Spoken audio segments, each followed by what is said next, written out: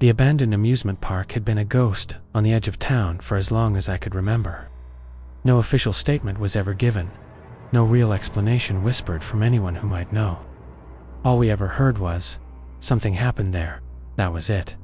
No details, no answers, just silence. Kids dared each other to sneak up to the gates, but no one went further. Adults avoided the subject altogether, as if even talking about the place might bring trouble. Still, curiosity eats away at you. Why had it really been shut down? Recently, people started saying the park would be demolished soon, erased forever. That thought lit a fire in me. This was our only chance. If we didn't go in now, we'd never know. Maybe we'd find nothing but rust and dust. Or maybe we'd finally uncover the reason nobody wanted to talk about. We waited until nightfall. Climbing over the gate was easier than I expected, but the second my feet hit the gravel inside, I felt it like invisible eyes were already locked on us. My friend didn't say a word, but his stiff expression said enough. Even the crunch of stones under our shoes sounded too loud, echoing through the dead carnival grounds. The Ferris wheel loomed first, a hulking skeleton of rusted metal. In the moonlight, its frame clawed at the sky. Some of the seats swayed with the wind, though none should have been able to move. For one terrifying heartbeat, it looked like the whole wheel was turning again, alive. I blinked hard and forced myself to believe it was just my nerves. The deeper we went, the stranger things became. Broken glass glimmered on the ground, mixed with old ticket stubs, as if people had fled in the middle of a show and never returned. Time didn't move. Here it lingered, and with every step, I swore I heard others walking just behind us. We passed a cotton candy stall, tilted and covered in dust. But a faint sweetness drifted from it, fresh, as though it had only been spun hours ago. That was impossible. My chest tightened, and my friend wrinkled his nose, but kept moving. I wanted to turn back then, but I didn't. Metal screeched somewhere far off. We froze, flashlight snapping toward the roller coaster tracks. Only a corroded car skeleton remained. The noise, though too clear, too heavy. Something had moved. Something was still here. We turned toward a game tent, trying to distract ourselves. The inside was thick with shadow. Our light swept across peeling posters of clowns, their smiles cracked and faded.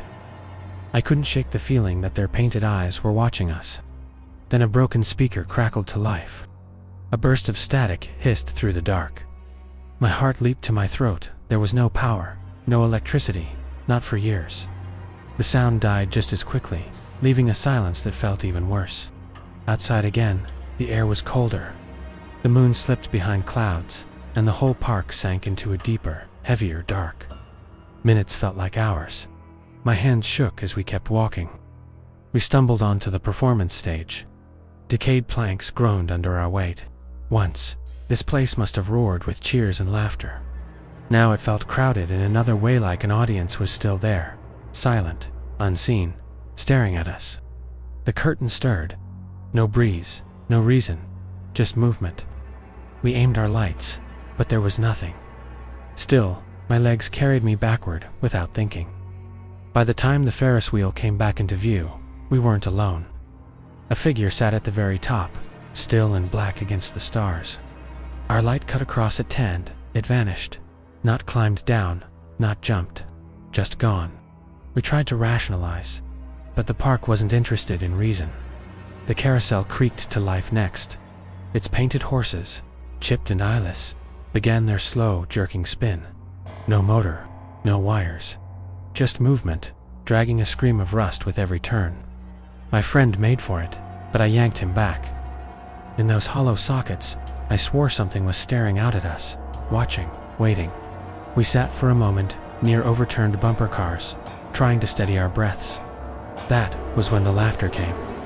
High, childish, but broken, warped. It didn't echo. It slid through the air, as though the park itself was laughing. We bolted. The faster we walked, the closer the sounds pressed in footsteps between stalls, whispers through broken rides. My skin crawled. Every instinct screamed at me to run. And then the gate appeared. Relief surged, till a shadow blocked our path. Human-shaped, but hollow, faceless. We lit it up. The beam passed through, yet it remained darker than the dark around it.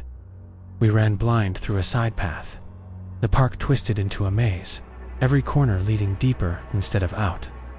My friend was right beside me, and then he wasn't. His flashlight swung once and vanished. Alone, panic ate me alive. Voices flooded the air. Laughter, screams, whispers. They pressed closer, circling, closing in. Shadows stretched and twisted wherever I pointed the light. I opened my mouth to scream, but no sound came. Then light. Far away, his flashlight. I shouted, and this time he answered. We ran to each other, nearly colliding. His face was drained of blood, eyes wide with something I didn't want to understand. "We need to leave," was all he managed. The Ferris wheel rose again through the dark, and just beyond it the gate. Salvation. We didn't think. We didn't slow. Behind us, footsteps pounded, chasing faster and faster. But we never looked back. We clawed over the rusted gate and threw ourselves onto the road outside. And suddenly, the air shifted. The weight lifted. The world returned. The wind moved again. We walked home in silence. Neither of us dared to break it. We didn't ask the question anymore. We didn't need to. That night, one truth rang louder than anything else. Now I understood why the park had been shut down.